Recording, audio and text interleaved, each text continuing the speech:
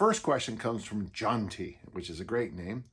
I have started Easy Strength and I've already seen great results, getting 2 personal records on my first day of 6 singles, performing a rep with 35K on the ring chin-up and deadlifting 180K, both personal records by 10 kilograms. Thank you very much for what you've done in developing the system, as this has brought me great joy. Well, good. Thank you. You're welcome. However, I have struggled a bit with the overhead press, and I got to stop you right there. So look at this, and I want you to listen in, folks, for those of you who actually follow my work. John T, doing Easy Strength, got personal records in the pull and the hinge. And as if you've been listening to my work, you know that I've been breaking people down into pushers, pullers, hingers, squatters, and it's not perfect, no. But a person like myself, I'm a push hinger on Easy Strength. My push went through the ceiling, my hinge went through the ceiling, my squat didn't go much. I dedicate 3 chapters in my new book to this concept. And they all don't, it's funny because the chapters don't necessarily agree with each other because that's the way it goes. So John T emails us and he got a PR and a pull and a hinge, like my friend Pavel. They pull hingers and their press doesn't go up. And for me, my press goes up if, I don't know, if I eat a carrot, I guess. It's pretty easy. I came into the program following some time on a basic bodybuilding program. So I have struggled a bit on the overhead press. I did a basic bodybuilding program centered around squats and presses, which culminated in pressing 60 kilograms, I think it's times 8 he's trying to do there, with a couple in the tank. When it came time for an overhead press singles here, I was a little disappointed as I ended up missing 70K when I was expected to be in the 75 to 80. Well, there's going to be 2 issues I want to talk about, and let's get through all your paragraphs here. Am I just being impatient? Well, yeah. Expecting rep strength to translate into singles so quickly? Well, especially in the overhead press, yeah. But we'll get to that in a minute. Or is this a little less than you would have expected based on your previous lift of 60 times 8? I guess I'm going to have to remember that other point too, is that this idea that reps correlate to max, single rep max, is always fraught with issues, so we won't worry about that. Considering my other lifts with Easy Strength, we're progressing very well. He's wondering about the press. I think I've been doing the lifts at a similar intensity. 2 times 5 has typically been using 10 kilos for the chin-up, 50 for the press, and 110 for the deadlift. So I'm not sure what to attribute this to. I'm going to continue with the program and see what awaits me, but I'd love to hear. Well,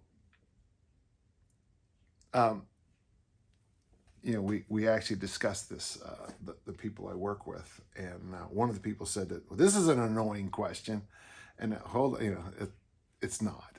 John T, here's the deal. And the video's on YouTube somewhere, but I break down, I go to a wall in my gym, and I have push, pull, hinge, squat on the wall. And basically, in my experience, now, obviously, I've only been doing this since 1965. I've been coaching since 79. So anytime I make a statement like I'm about to say, there's always somebody comes in and says, that their N=1 experience trumps everything I just said. But many of the throwers I worked with in my career are push hingers. They're graded bench press, gated overhead, can deadlift, clean, and snatch, and then struggle with the squat. And of course, if you want to be an Olympic lifter, you'd better have your squat dialed in. Rock climbers tend to be pull squatters.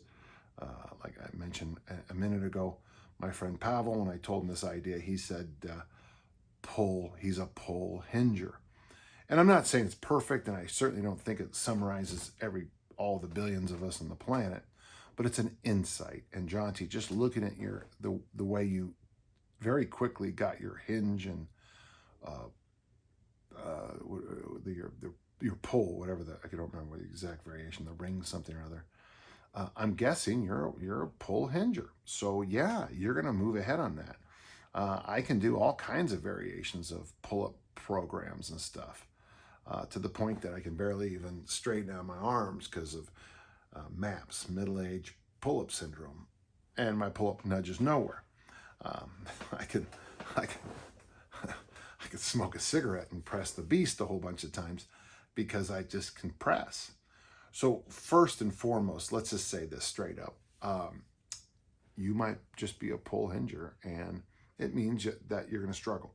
The second issue is when you get to the overhead press, and everybody discovers this who takes pressing overhead military press seriously, is that's a lot easier to bank a bunch of reps than it is to do a max single.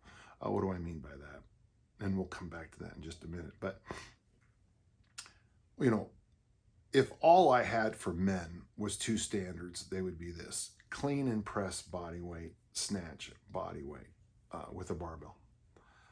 And the reason I say that is just in my career and in my experiences talking, just seeing what I've seen, when you can clean and press and snatch your body weight, you're kind of recognizably strong, flexible, mobile, you know, all the qualities you're going to get. And it's just a nice little line there. But what's weird is, you know, if you have somebody who weighs, we'll just make up some numbers. You have somebody who weighs 80 kilos, very often they get right up to 60, they get right up to 70, and then the road from 70 to 80 kilos body weight, I mean, 60 to 70 is, I mean, it's measured in weeks, you know, and yet getting up to 80 is probably measured in months or even years. It's just one of those things. Overhead pressing, there's not a lot of tricks to it. I mean, you can lean back, you can pump with your knees, and you can, you know, bounce and all that stuff. But a strict press, there's just not a lot of tricks to it. And then the final thing I just want to say, so first off, you just might be wired to be better at the pull and deadlift. Number two, the overhead press universally is hard on the top end. And then number three, I just want to bring this up because I think it's important. Be very careful of using high reps to indicate that your top end is going up. I've shared many times my friend, the late great Lane Cannon, whom I truly care a lot about. Tragic death. You know, he famously got his trap bar deadlift. He was training like a hard gainer, which he didn't need to do. He was certainly no hard gainer. So he got his trap bar deadlift up to 20 reps with 405. So, you know, so 20 reps with 183 kilos. And then he said, well, I'm going to go max. Well, his max, 20 reps with 405, 183 kilos. Goes to max out another week. He gets a single with 425. You know, what is that, 195 kilos. In other words, 20 reps had no, you would just mentally would assume, oh, it's got to be good for 500, 600. He was so frustrated by that experience with the hard gaining training methods of one rep to failure and all that stuff.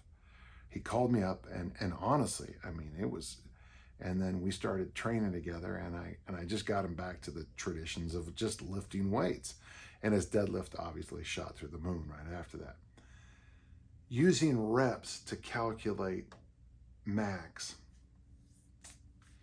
just, you know, at the Nationals, you know, famously back when, was it 2001, 2002, you know, there's a weight on the bar out there on the platform. If I make that lift, I'm national champion. If I miss that lift, I take fourth. Yeah. Well, I made the damn lift, you know. But, you know, somebody would have said, you know, some of these online people, well, you should have been able to do, you know, blank, you know, 90% of that for 3 reps. And I'm like, no. I have an article on this.